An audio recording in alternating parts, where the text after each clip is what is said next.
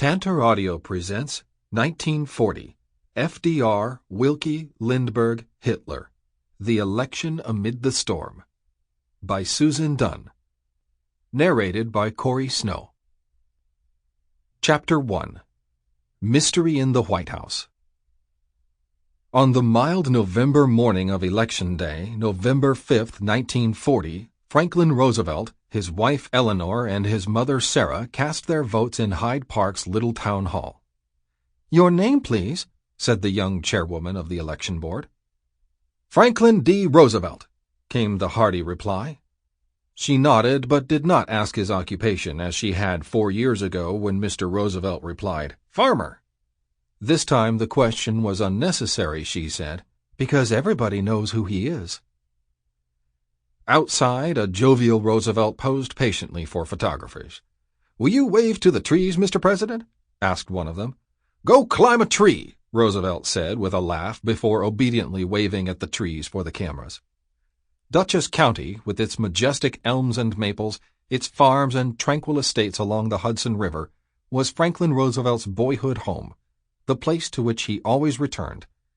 Yet he could be sure that this year, as in 1932 and 1936, he would fail to carry the county. That morning, Roosevelt's Republican opponent, Wendell Willkie, and his wife Edith, accompanied by their 20-year-old son Philip, a student at Princeton, voted at Public School 6 on Madison Avenue and 85th Street in New York City, a few blocks from their apartment on Fifth Avenue. During the campaign, the thoughtful, pro-business Willkie had attacked Roosevelt's economic policies, arguing that they stifled growth. But Willkie was also an internationalist who repeatedly stressed to voters that our way of life is in competition with Hitler's way of life. He adamantly ruled out any compromise with fascist aggression or with religious and racial persecution or the destruction of human lives and liberty. As the Willkies entered the school, people on the sidewalk cheered, "We want Willkie!" Surrounded by flashing news cameras, the boyishly handsome candidate smiled broadly and waved to the crowd. Before returning home, he drove through Central Park and then along Riverside Drive. Afterward, he rested and then left for his headquarters in the Commodore Hotel. 10 miles away, in Englewood, New Jersey, Charles Lindbergh and his wife Anne lunched at the home of Anne's mother, Elizabeth Morrow, before going to the polls. Lindbergh hoped that Willkie would win the presidency. "I do not believe he is a great leader," he confided to his diary that day, "and I doubt that he has much understanding of the problems in Europe, but regardless of these failings, I think he would be far preferable to Roosevelt." The fearless young aviator with a disarming smile, whose unprecedented 33-hour transatlantic flight in the single-engine, single-seat Spirit of St. Louis in May 1927 had thrilled the world, was now the principal spokesman for American isolationism.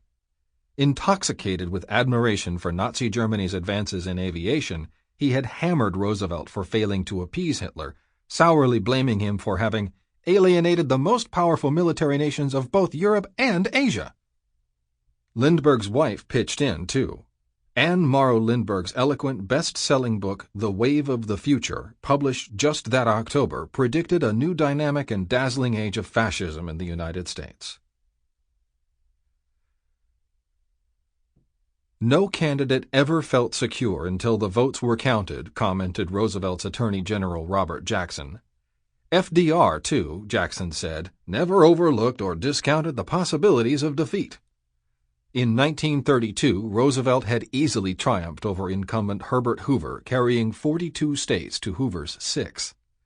4 years later, at Hyde Park on election night, as the astonishing results trickled in, FDR leaned back in his chair, blew a ring of cigarette smoke at the ceiling, and exclaimed, "Wow!"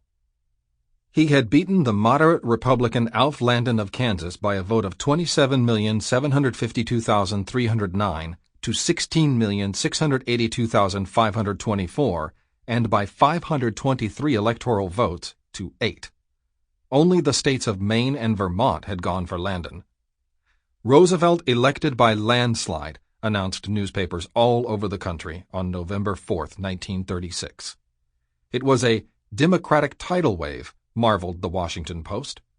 The confetti and ticker tape that rained down on the crowd in New York's Times Square on election eve reached blizzard proportions, according to the New York Times. But this time was different. Now the president had good reason to be nervous. He had a strong and intelligent opponent in Wendell Willkie, who for months had been pounding away at the third-term candidate. In addition, Lindbergh and the powerful isolationist movement had mounted a virulent offensive against Roosevelt, and the GOP had made a striking comeback in the 1938 midterm elections. Though Democrats kept their majorities in both chambers of Congress, Republicans picked up 8 Senate seats, nearly doubled their strength in the House, and even gained a dozen new governorships. 2 days after that election, syndicated columnist Walter Lippmann wrote that it was not too rash to predict a total Republican victory in 1940. In November 1940, voters all over the country were once again judging their president.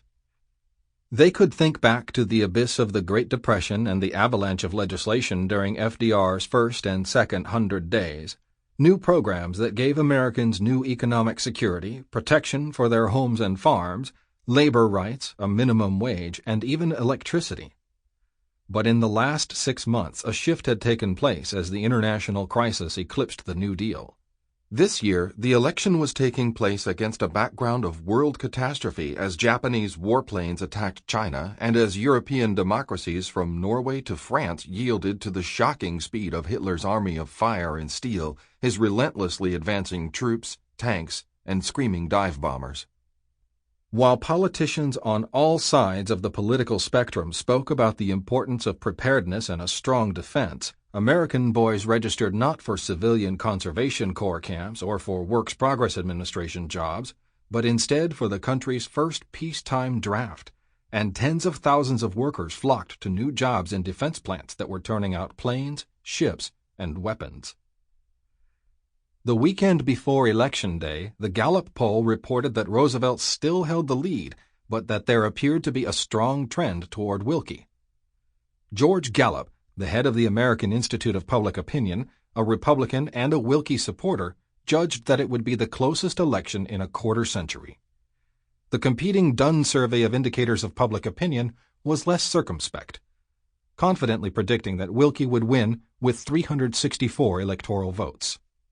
"This fellow Willkie is about to beat the boss," said a worried Harry Hopkins, FDR's close advisor. All around the country, Willkie received enthusiastic endorsements from the largely Republican national press. A rare editorial voice in Roosevelt's corner was the Chicago Defender, the nation's largest African-American newspaper.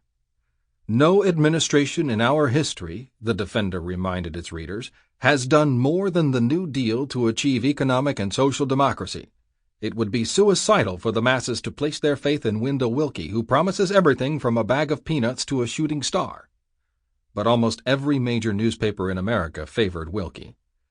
His election as president would be most likely to preserve the traditional restraints and balances of the American system of government, wrote the New York Times as it condemned Roosevelt's impatience with the 2 other branches of government.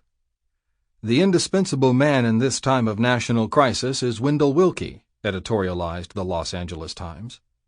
Papers like the Hartford Courant and the Washington Post concurred. "If Willkie is elected," the Post wrote, "we are willing to predict that he will make a truly great president of the United States."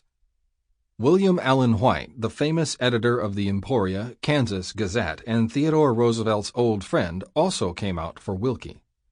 Whereas FDR had always lived on inherited wealth, White wrote, Willkie had risen from modest origins in Indiana to the pinnacle of success as the head of the Commonwealth and Southern Corporation, the nation's largest electric utility holding company. "The GOP candidate has what it takes," White concluded, "and best of all, he is fighting for the old, hard way of American life. We are for Willkie." Also rooting for Willkie were the Nazis. "Despite Willkie's almost outdoing the president in his promises to work for Britain's victory," wrote CBS's sharp foreign correspondent William Shirer from Berlin, "the Nazis ardently wished the Republican candidate to win." Shirer surmised that the Germans believed that even if Willkie turned out to be their enemy, they would at least have several months of indecision before he could hit his stride, a period of delay from which they could profit. It was a bleak autumn. Across the Atlantic, the hooked cross Nazi flag fluttered atop the Eiffel Tower in Paris, and German soldiers goose-stepped in frightening precision up the Champs-Élysées with a brass band every day at noon. Meanwhile, Luftwaffe planes barreled out of the sky over Britain, carpeting London, Liverpool, and Midland industrial centers with thousands of tons of high-explosive bombs and tens of thousands of incendiary devices.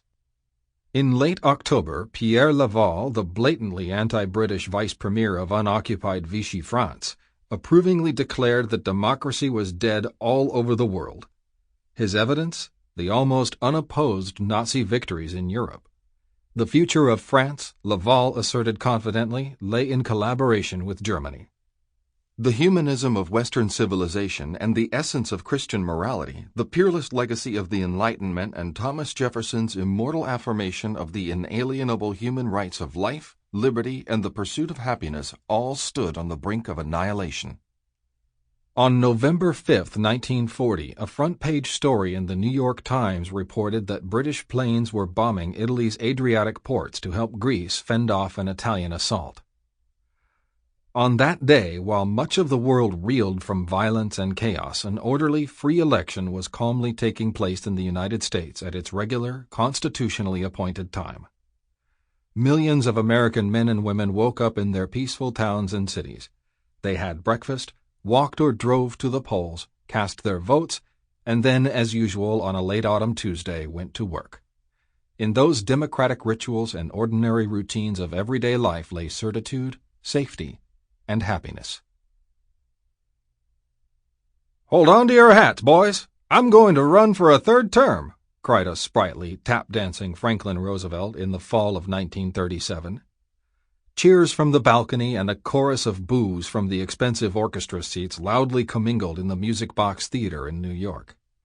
Every evening, Broadway star George M. Cohan transformed himself into a nimble FDR in the sparkling Kaufman, Rogers, and Hart musical spoof, "I'd Rather Be Right." The president had not seen the show, but he enjoyed what he had heard about it. "Grace, take a law," Roosevelt would often say to his secretary Grace Tully when he wanted to dictate something, happily borrowing a line from the show. While Cohen's president buoyantly sang out his political intentions, the real Franklin Roosevelt played a cautious and even mystifying game. Indeed, for 3 more years, the president, with his usual finesse, would tap-dance around the possibility of running for an unprecedented third term.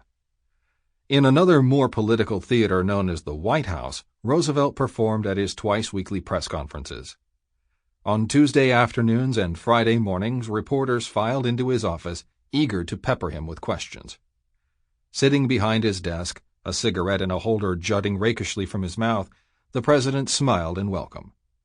He excelled at cultivating friendly relations with journalists, if not with their typically Republican publishers. Usually in a genial mood and often quite candid, "I cannot tell a lie, like George Washington," he occasionally said. Roosevelt was ready for a laugh, even if only at his own jokes. Would the president care to comment on suggestions that he run for a third term? A reporter asked in June 1937, just 8 months after Roosevelt's re-election victory. Mr. Roosevelt listened to the question and replied that the weather was very hot. The New York Times reporter Robert Post tried again. "Mr. President, would you tell us now if you would accept a third term?" "Put on a dunce cap and go stand in the corner," the president said to Post with a laugh. But over the next 2 years, speculation naturally mounted as reporters persisted in trying to glean some insight about his intentions. By June 1939, the president showed his impatience. When another intrepid reporter asked once more if he would be a candidate in 1940, for a few seconds the president did not answer. Then, dropping his customary amiable facade, he admonished him to go stand in a corner, this time without a laugh. But reporters still drooled for news, and the president finally realized that showing irritation at third-term questions got him nowhere. Humor and deft evasion were not only more effective, but also, as the New York Times wrote as 1939 drew to a close, infinitely more puzzling. For Europe, the year of 1939 was cataclysmic, climaxing in the German-Soviet non-aggression pact, the Nazi invasion of Poland, and British and French declarations of war against Germany. But in the United States, for Americans seeking relief from crises abroad, 1939 was the year of the riddle. In offices and living rooms, on railroad trains and buses, in city luncheonettes, small-town corner drugstores, and farm kitchens, all over the nation, wherever politics was discussed, people debated the president's intentions. "All-absorbing political riddle," proclaimed one headline in the New York Times. A Washington columnist noted with satisfaction that the third-term mystery is good for several million words of conversation daily. By not talking about his intentions, Walter Lippmann observed, FDR had indeed bestowed upon the nation a timely and welcome diversion from the grim realities of the world. And the president's game was becoming subtler and subtler, Lippmann wrote. With little more to go by than a few skillfully planted clues, some true and some false, Americans, like Agatha Christie's popular fictional detective, the elegant Hercule Poirot, had to resort to imagination, intuition, and brain power to figure out how FDR's mind worked and solve the third-term puzzle. In December 1939, in the ballroom of the Willard Hotel in Washington, the riddle in the White House provided fodder for a musical skit at the all-male winter dinner of the Gridiron Club, the prestigious organization of American journalists. While the president and a crowd of tuxedoed foreign ambassadors, Supreme Court justices, cabinet members, and other Washington insiders watched, a group of reporters, dressed as Democratic Bedouins, gathered around an 8-foot-tall papier-mâché sphinx that wore an engaging Roosevelt smile and sported a long cigarette holder at a jaunty angle. The Bedouins crooned, "One alone can make it known. You alone, what is your decision? Will you run, or are you done? Will you be eternally the one to hold our party's nomination? We come to you the way we always do. It rests with you alone." The flesh-and-blood president, marvelously beguiled, asked that the Sphinx be donated to the presidential library and museum he was planning in Hyde Park. Skits were also performed that night at the competing Gridiron Widows' dinner, hosted by Eleanor Roosevelt in the White House. A gridiron wife, playing the role of Mrs. Roosevelt, suggested staging a roundup to look over possible 1940 First Ladies and see how they will carry on the splendid work begun by Franklin and myself. That is, she added significantly, if there is to be a change in First Ladies.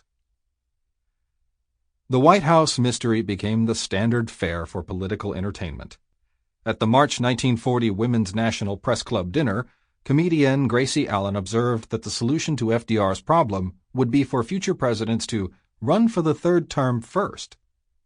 Gracie also announced that she was running for president on the surprise party ticket. She had no running mate, however, because, as she explained, she would tolerate no vice in her administration. Another skit at that dinner featured Franklin and Eleanor in retirement, relaxing in rocking chairs in Hyde Park. "Maybe, Franklin, we should have stayed on after all and attended to things for a third term," mused Eleanor. "Well," the former president replied, "they've got to learn to take care of themselves sometime." At a traditional Democratic event for politicians and their guests, the Jackson Day dinner in 1940, only 7 months before the party's nominating convention, the president acknowledged that he had provided the country with a spellbinding pastime. "You know, there are a lot of riddles in the national capital," he told the guests at the Mayflower Hotel in Washington. "I myself am supposed to be a self-made riddle." Not entertained by the president's wit, or by his refusal to solve the riddle, were 2 expected presidential aspirants seated at the head table. Vice President Jack Garner, puffing on his cigar, and Postmaster General and National Democratic Party Chair Jim Farley.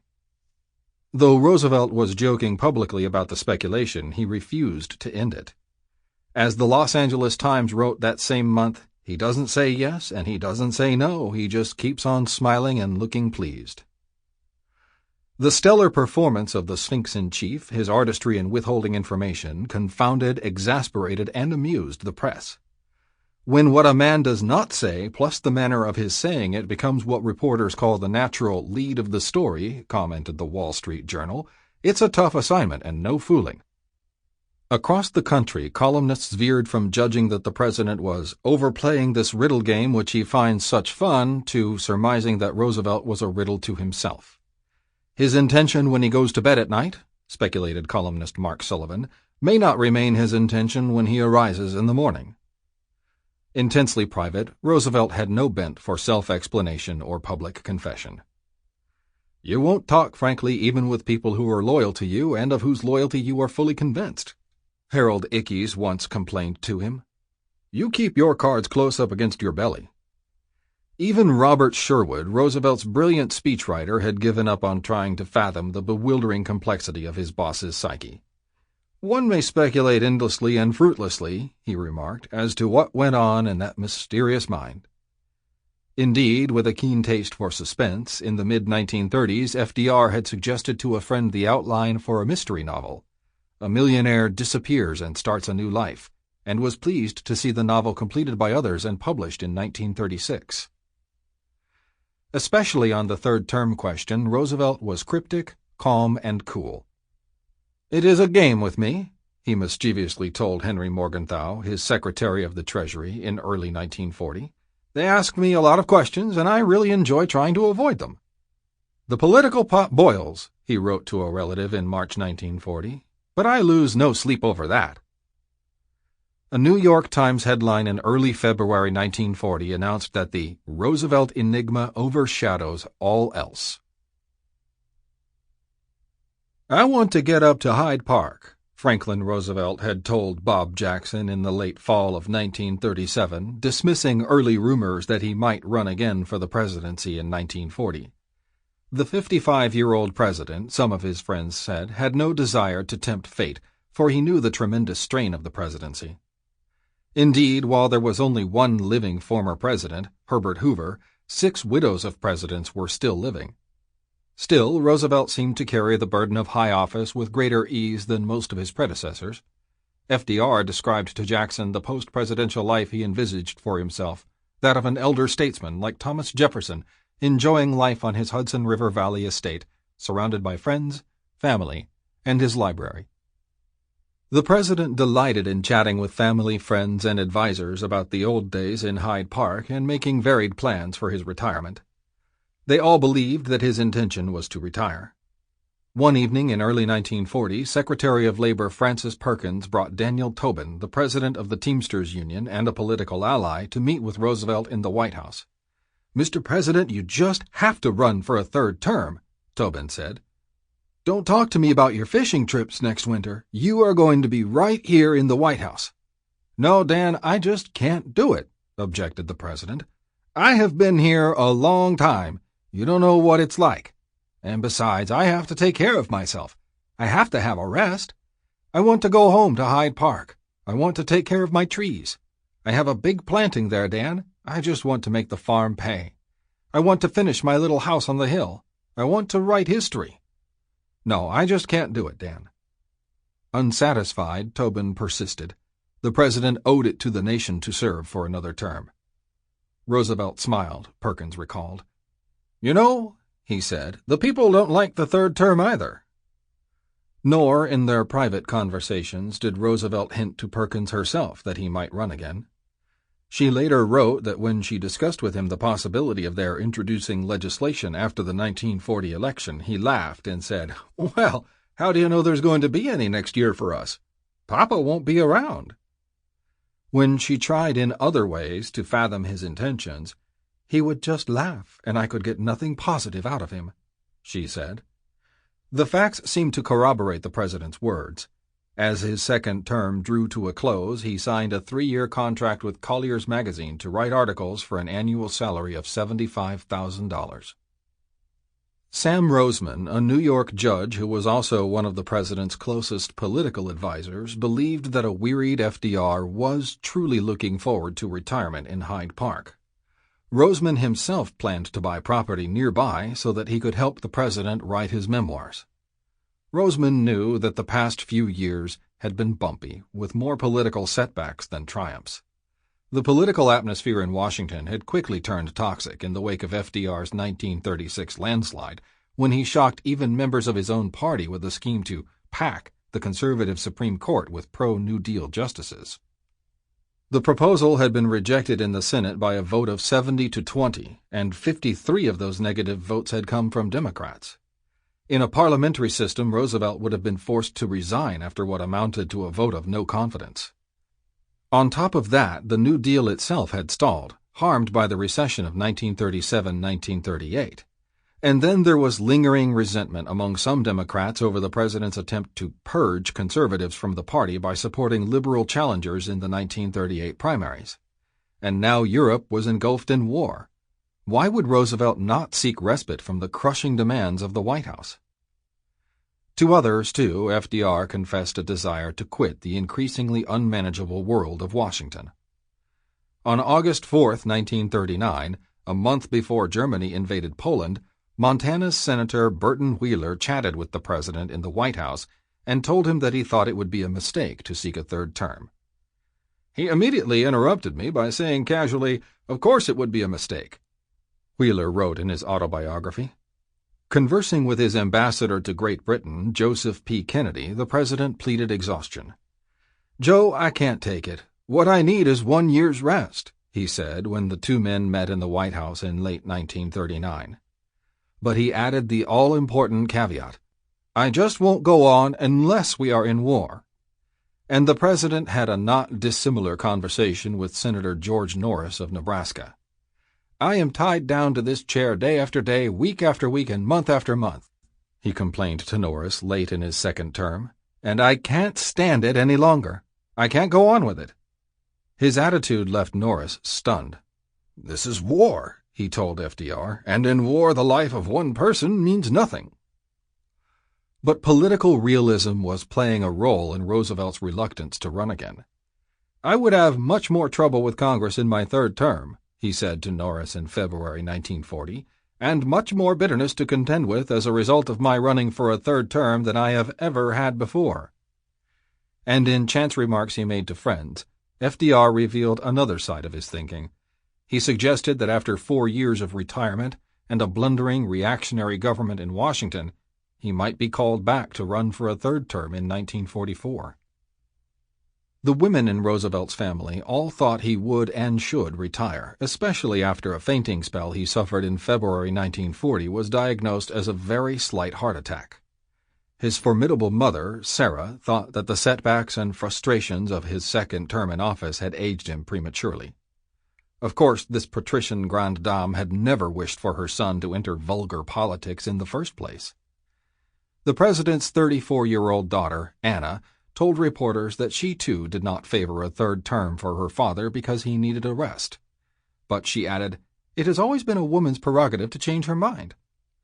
As for his wife, Eleanor, who had become the White House champion of young people, African Americans, sharecroppers, and the poor during FDR's first 2 terms in the White House, she admitted that she had never asked her husband what he himself really wanted to do. "In his mind, I think, there was a great seesaw," she later wrote. "Sometimes one is at a loss oneself to know just how one feels." Still, she guessed that he preferred to return to Hyde Park, play the role of elder statesman, and tend to his papers and new presidential library. The president also worked overtime to convince Jim Farley, who had expertly managed his first 2 presidential campaigns, that he had no interest in a third term. But Farley remained skeptical after a meeting with Roosevelt in Hyde Park in July 1939. On Sunday, July 23rd, Farley arrived at Springwood, the Roosevelt family's Hyde Park estate, for an overnight stay.